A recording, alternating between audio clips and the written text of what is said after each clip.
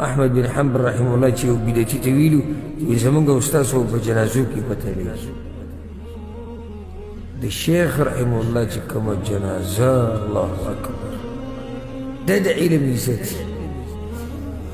او کومې جړاګانې لکه یو